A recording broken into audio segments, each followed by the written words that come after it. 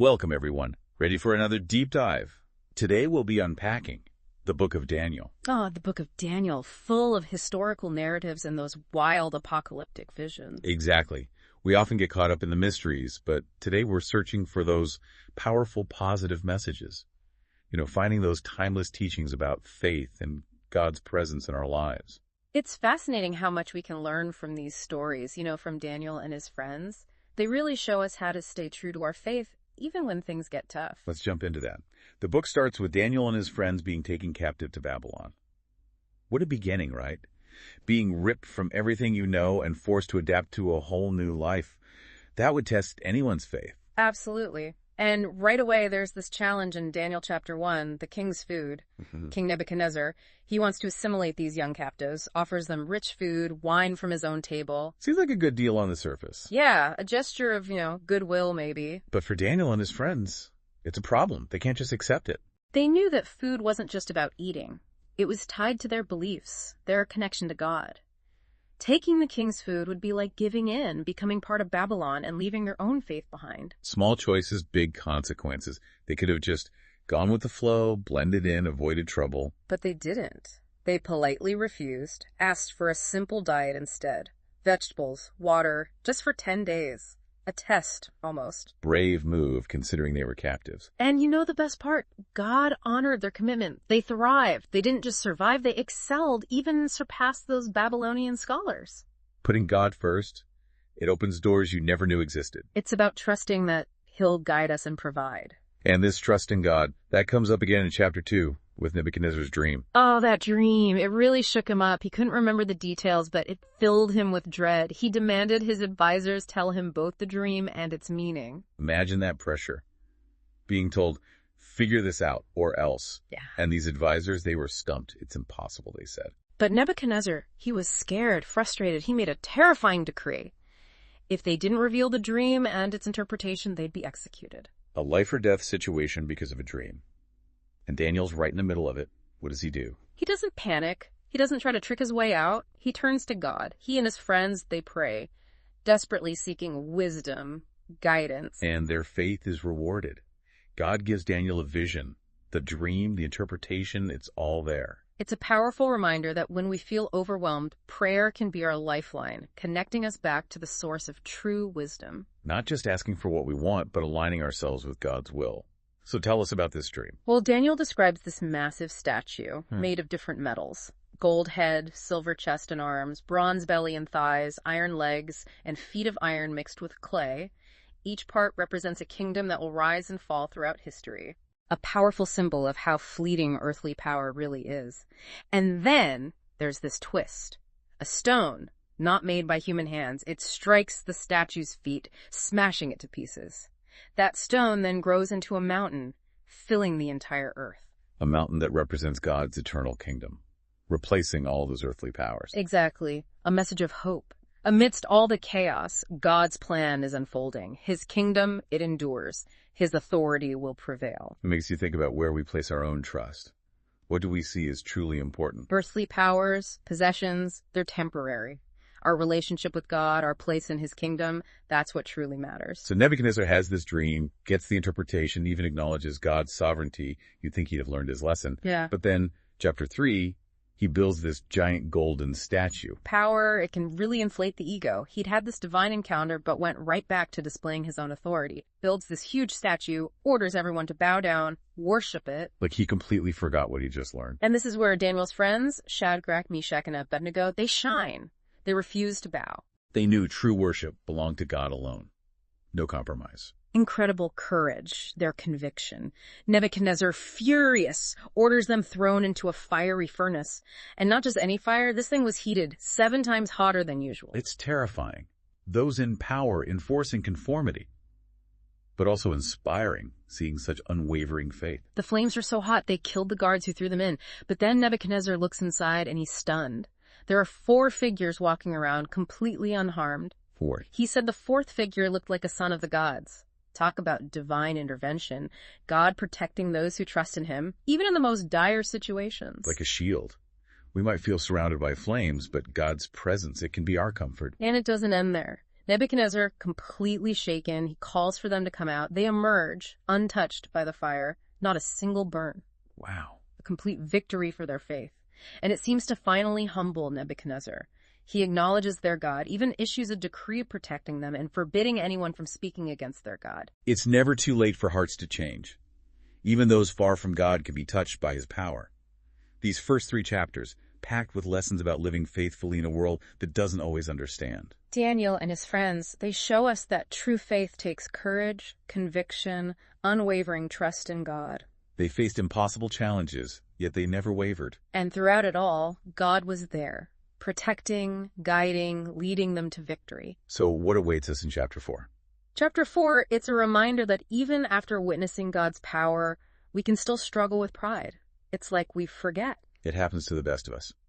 Even after the fiery furnace, Nebuchadnezzar has another divine encounter.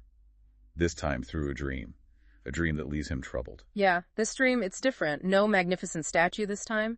Instead, he sees a massive tree reaching up to the heavens, providing shade, sustenance for all creatures. An image of prosperity, influence. Exactly, representing Nebuchadnezzar himself at the peak of his power. But then, a messenger from heaven appears. He decrees the tree must be cut down, the stump bound with iron and bronze.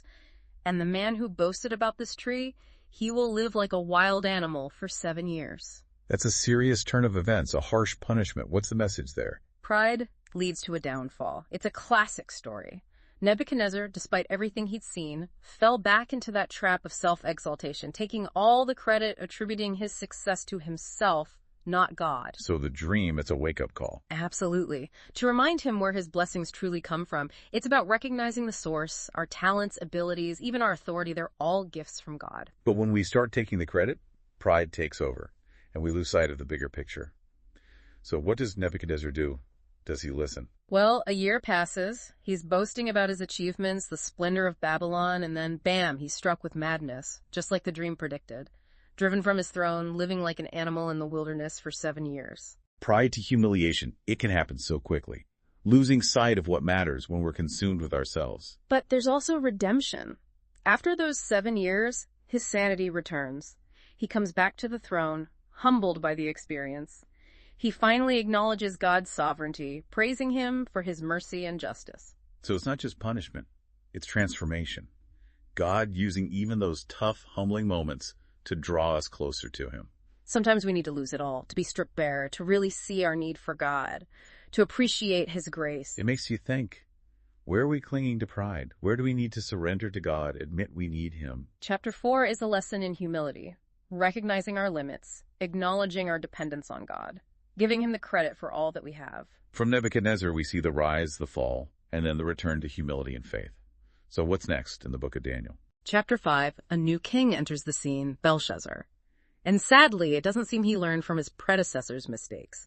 He throws this extravagant feast, a display of excess. And during this party, he makes a terrible decision. He orders the sacred vessels, those taken from the temple in Jerusalem, to be brought out, to be used for drinking wine. Deliberately provoking God, almost. Using holy items for such a disrespectful purpose. A complete lack of reverence. Consumed by pleasure, self-indulgence, and of course there are consequences, immediate ones. What happens? Picture this. They're partying, music, laughter, and then suddenly, out of nowhere, a hand appears. A disembodied hand that starts writing on the wall. A mysterious message. The music stops, everyone stares in terror. The party's over. Talk about a mood killer. What did they think it meant? Was it a bad omen? Belshazzar, terrified, calls for his wise men. Astrologers, diviners, anyone who can decipher this message, but no one can, just like with Nebuchadnezzar and the forgotten dream. History repeating itself. But wait, someone remembers Daniel, right? He's known for his wisdom. Exactly. Daniel is brought before Belshazzar. He reads the inscription, Mene, Mene, Tekel, Upharsin. That doesn't sound good. What does it mean? Mene means numbered. God has numbered the days of Belshazzar's reign. It's over. Tekel means weighed. Belshazzar has been judged and found wanting. Like a cosmic scale weighing his actions. And finally, Pirs, meaning divided. His kingdom will be split, given to the Medes and Persians. Wow, judgment delivered. A reminder that we're all accountable, even kings. And that very night, the prophecy comes true. Belshazzar is killed, and the Medo-Persian Empire takes control of Babylon. Arrogance, it leads to a downfall. Fast. Belshazzar, he had a chance to learn from Nebuchadnezzar, but he didn't. It's easy to think we're invincible above the rules, but chapters 4 and 5, they're a reminder. True wisdom is about humility, acknowledging our dependence on God, living according to his will. Now we're at chapter 6, a new king, another challenge for Daniel. What happens next? So Daniel is now serving under King Darius. Same court, new ruler, but it sounds like the challenges haven't stopped. It's not at all. King Darius, he recognizes Daniel's talent, appoints him as one of 3 administrators over the entire kingdom, a powerful position. But it also paints a target on his back. It's like his integrity makes him stand out, and not everyone likes that. Exactly. The other officials, they're jealous. They try to find some dirt on him, something to discredit him, but they find nothing. Daniel's reputation, it's spotless. Honest, excellent work, every time. So what do they do when they can't find anything wrong with his work? They get sneaky. They go after his faith. They know how devoted Daniel is to prayer, how important it is to him. It's a reminder that sometimes the biggest threats to our faith, they come from those closest to us, trying to undermine our beliefs, make us doubt. These officials, they come up with this plan. They propose a decree to King Darius. Sounds harmless on the surface. For 30 days, no one can pray to any god or man except the king himself. Interesting. Anyone who disobeys, they'll be thrown into a den of lions. That escalated quickly. They knew exactly what they were doing, setting a trap for Daniel. Of course. They knew he wouldn't compromise his faith, even if it meant facing those lions. And Darius, he didn't see their true motives, so he signs the decree. It's the law of the land now. A reminder that even those in power can be tricked. We have to be careful. Question the motives behind decisions, even if they seem okay at first. And so Daniel is caught. Obey the decree and abandon his faith. Or stay true to God and face the lions. Can you imagine that dilemma? His loyalty to the king, his devotion to God, that's a tough spot. How did he handle that pressure? He didn't hesitate. He kept praying openly 3 times a day, facing Jerusalem, just like always. He didn't hide his faith, didn't try to blend in. He knew the risk, but his faith was more important. That's powerful. True faith, it's not about fitting in or taking the easy way out. It's about standing up for what you believe in, even when it's hard. Daniel's enemies, they're thrilled. They report him to Darius immediately. And the king, he realizes he's been played. He's distraught. He wants to save Daniel, but he's stuck. He signed the decree. He has to uphold the law. Sending an innocent man to his death because of a lie. That's got to be a terrible feeling. He orders Daniel into the lion's den, but you can tell it's tearing him apart. He seals the den with his own ring, clinging to the hope that Daniel's God will protect him. Daniel in the lion's den, it's such a vivid image. Facing that kind of danger, seemingly no way out, the ultimate test of faith. Darius can't sleep. He's fasting, worrying. At dawn, he runs to the den, calls out, "Daniel, servant of the living God, has your God, whom you serve so faithfully, been able to save you?" You can hear the hope in his voice. He's doubting his own power, looking for a miracle. And then Daniel answers, "My God sent his angel, and he shut the mouths of the lions. They have not hurt me, for I was found innocent in his sight. I have done no wrong before you, your majesty." It's a victory not just for Daniel, but for anyone who believes. God's power on full display. Daniel's faith, it saved him. Darius is overjoyed. He orders Daniel released immediately, and those who accused him, well, they get thrown into the den instead. God sees the injustice, and he takes care of his own. After that, Darius issues a new decree. This one acknowledges the power of Daniel's God. He urges everyone in his kingdom to revere and fear the God of Daniel. So the book of Daniel ends with another powerful testament to faith. God is faithful to those who trust in him. Throughout our deep dive, we've seen incredible courage, unwavering faith in the face of impossible odds. Daniel and his friends, they teach us that true faith isn't passive, it's active. Living out our beliefs, even when it's hard, when it feels like the world is against us. We see how God uses even the toughest situations to grow our faith, to draw us closer to him. Humility, recognizing our need for God, giving him the glory. These are powerful lessons from the book of Daniel. It's a book about God's power, his sovereignty, his faithfulness. A message of hope, reminding us that even in the midst of trials, God is with us. We hope this deep dive has encouraged you, inspired you to think about your own faith journey, how you can live out your beliefs with the same courage and trust in God that we see in Daniel. Thanks for joining us for this deep dive into the book of Daniel. Until next time, keep seeking, keep trusting, and keep the faith.